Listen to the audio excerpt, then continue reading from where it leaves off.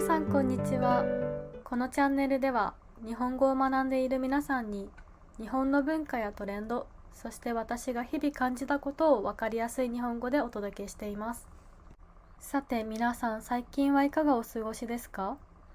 今年も残すところあと1ヶ月になりましたね。日本では寒い日も増えてきて冬だなと感じるこの頃です。早速ですが、今回のテーマは日本人の恋愛と結婚についてです。私は今20代後半なんですが、私の周りでは最近結婚や出産をする友達が増えてきたので、こういうテーマで話すのも面白いかなと思いました。以前外国人の友達と話してて、この話題になった時に国によって恋愛や結婚に対する考え方が全然違うことに気づいて、それがとても興味深かったんですよね。なので今回のエピソードでは日本人独特の恋愛観や結婚観だったり、昔と今の違いだったりをお話ししていきます。いろんな新しい発見があるかなと思うので、ぜひ皆さんの国の事情と比べながら聞いて日本の文化を知ってもらえたら嬉しいです。では最後まで楽しんでいってくださいね。まずは日本の恋愛事情についてお話ししますね。他の国と比べると日本の恋愛にはいろいろな特徴があります。例えば恋人との出会い方や恋愛に対する考え方だったり、デートのスタイルなどがちょっと変わってるかもしれません。それぞれについてもう少し詳しく説明していきますね。最初に出会い方についてなんですが、日本では恋人と出会う方法がいくつかあります。よくある方法としては、職場や学校、友達の紹介が一般的です。あとは合コンやマチコンといったグループでの出会いの場も人気です。どちらもお酒やご飯を楽しみながら自然に話すイベントです。合コンは知り合い同士で主催して、友達を誘い合って4人から10人くらいの規模で開催することが一般的です。マチコンは30人とか50人という感じで、合コンよりも規模が大きくて、イベント会社が主催することが多いです。最近ではマッチングアプリもとても人気があります。例えば、ペアーズや Wiz っていうアプリを使って恋人を探す人が増えています。以前はマッチングアプリに似た出会い系サイトが流行っていて、それは少し怖いイメージがありました。でも今のマッチングアプリは安全性が高くなっていて、普通の人もたくさん使っています。私の周りでもアプリで出会って付き合ったり結婚したカップルが何組もいます。あとは SNS を通じて知り合うこともあります。インスタグラムや X で共通の趣味を持つ人とつながって、そこから恋愛に発展するケースもあります。そして日本では告白という文化があります。恋愛が始まる前にどちらかが好きです、付き合ってくださいって気持ちを伝えるのが普通です。外国では告白がない国も多いって聞いたことがあるので、日本独特の文化なのかなと思います。次は恋愛に対する考え方についてお話ししますね。昔は恋愛といえば結婚を目的とするものという考え方が一般的でした。つまり好きになったら将来結婚することを前提にお付き合いを始める人が多かったんですね。でも最近は少し変わってきました。今では恋愛は恋愛、結婚は結婚と考える人が増えています。例えば結婚を考えるよりまずは恋愛を楽しみたいという若い人も増えています。このように結婚を重視しない恋愛も一般的になってきているのかなと思います。あと日本人の恋愛は控えめなところも特徴的です。例えば好きな人に気持ちを伝えるまで時間がかかることがあります。相手を傷つけたくない、失敗したくないという気持ちが強いからです。控えめなところが日本人らしくていいところでもあるんですが、なかなか本音が伝わらず誤解を招いたりすることもあるので、気をつけたいポイントかなと思います。次はデートについてです。初デートでは落ち着いた雰囲気の映画館やリラックスしながら話せるカフェに行くのが人気です。最近では水族館や食べ歩きスポットなども人気です。そしてデートでのお金の支払い方も時代とともに変わっています。昔は男性が全額払うのが普通でしたが、今は男女平等の考え方が広まっていることもあって割り勘が増えてきました。でも記念日や特別な日は男性が支払うことが多いのかなという印象です。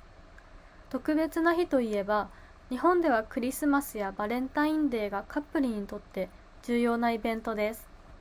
クリスマスはイルミネーションを見に行ったり、レストランでディナーを楽しむカップルが多いです。バレンタインデーには女性が男性にチョコレートをあげるのが定番になっています。これも日本独自の文化で面白いと思いませんか？次に日本人の結婚事情についてお話ししますね。恋愛と同じように結婚についても昔と今では考え方が変わってきています。例えば日本では結婚する年齢が昔より遅くなっています。最近のデータによると、男性の平均結婚年齢は31歳で、女性は30歳のようです。皆さんの国と比べると遅いですか？早いですか？30年くらい前の日本では20代前半で結婚するのが当たり前だったんですが、今では少し違います。その理由の一つは、仕事や夢を優先したいと考える人が増えたからです。例えば仕事で自分のキャリアを作りたいとか、もっと自分のやりたいことを楽しみたいと考える人もいます。そして結婚に必要なお金を貯めるのにも時間がかかるので、自然と結婚が遅くなる傾向があります。最近では結婚しなくても幸せという考え方も増えてきました。その理由の一つは、結婚には経済的な負担があるからです。例えば結婚すると家賃や生活費、子育ての費用などがかかります。そういったことを不安に感じる人もいます。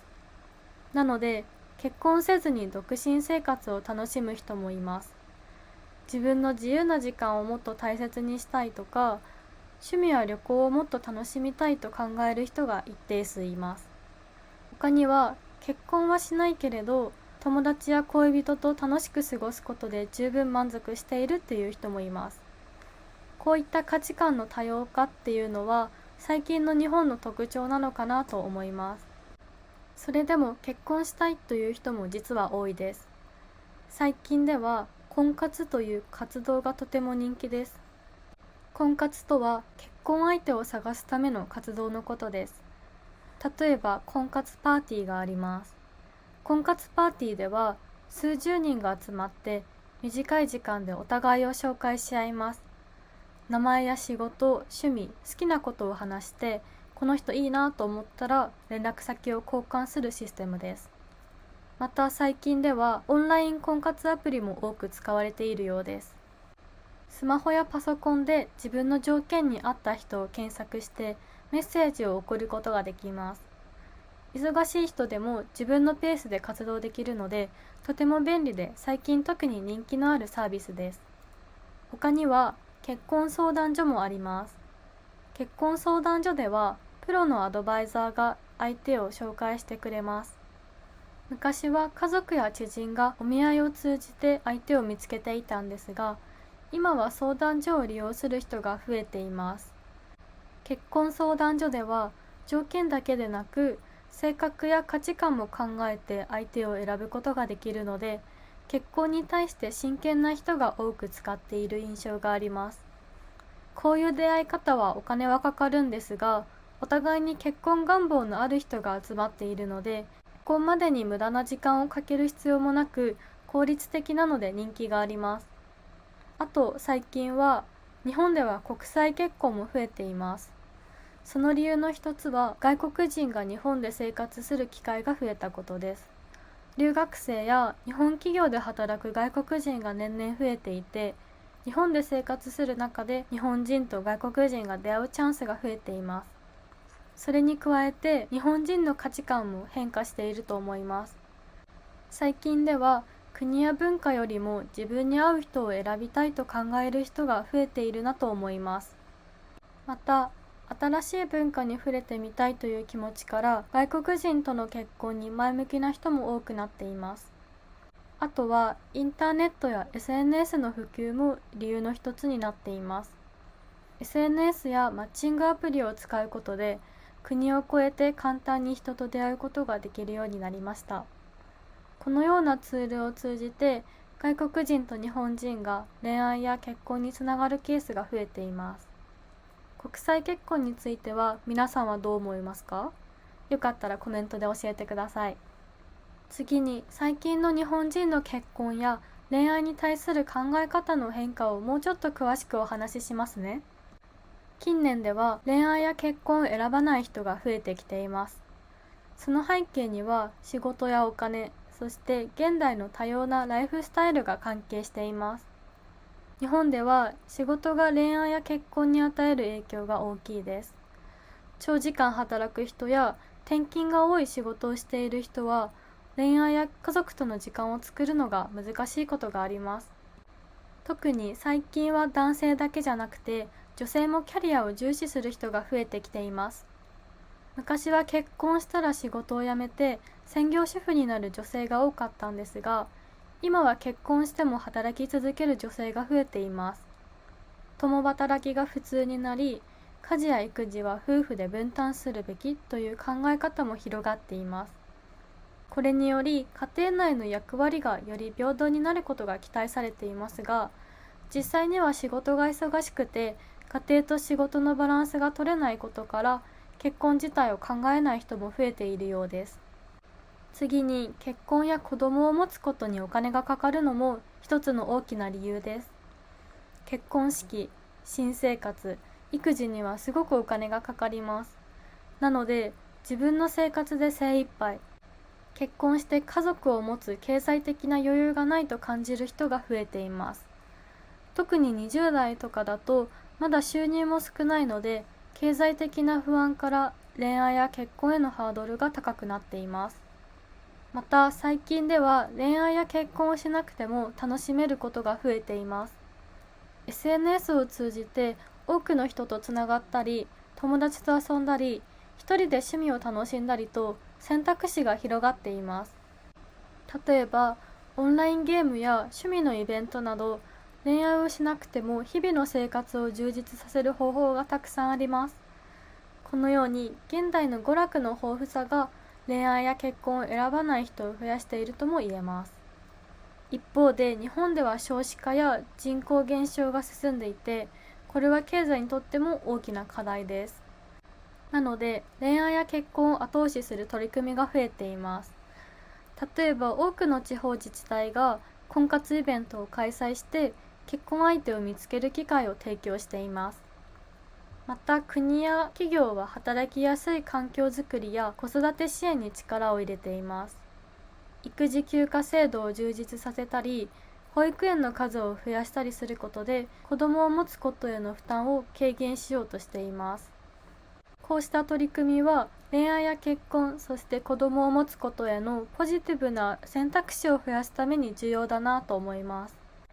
最後にもう少しだけ日本人の恋愛や結婚に関する独特な文化や価値観を紹介しますね。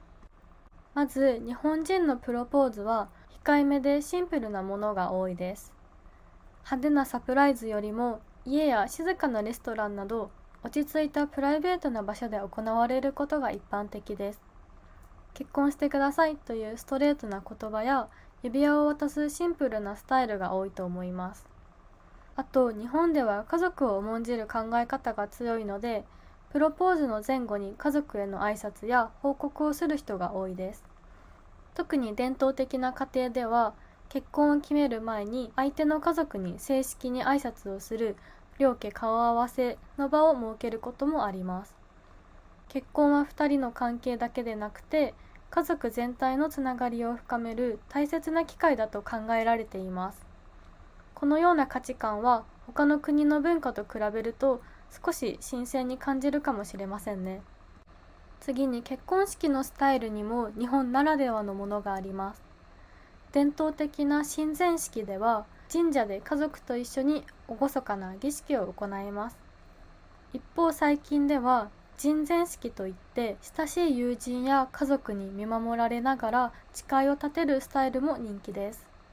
これらの結婚式はどちらも日本ならではの形式で、家族を大切にする文化が色濃く現れているのかなと思います。また結婚したらインスタグラムなどで友達や知り合いに報告するのも日本ではよく見られる習慣です。婚姻届や指輪が写った写真を投稿する人がたくさんいます。このような SNS での発信は特に若い世代では恋愛や結婚を共有する一つの方法になっています。今回は日本の恋愛や結婚についてお話ししてきましたが、いかがでしたか？恋愛や結婚の考え方は時代や国によって大きく違います。昔の日本では結婚は人生のゴールと考えられていた時代もありましたが、今では多様な選択肢が認められるようになっています。このような変化を知ることで、日本の文化や社会についての理解が深まると思います。そして自分の国との違いを発見するのも楽しいですよね。日本に住んでいる人、これから日本に行こうとしている人、または日本の文化に興味がある人は、他のエピソードもぜひチェックしてくださいね。もしこのエピソードを楽しんでいただけたら、ぜひいいねとチャンネル登録をお願いします。感想やリクエストがあればコメントで教えてくれるととても嬉しいです。これからも日本の文化や楽しい話題をたくさんお届けしていきたいと思っているので、次回のエピソードもどうぞお楽しみに。それではまた次の動画でお会いしましょう。またね。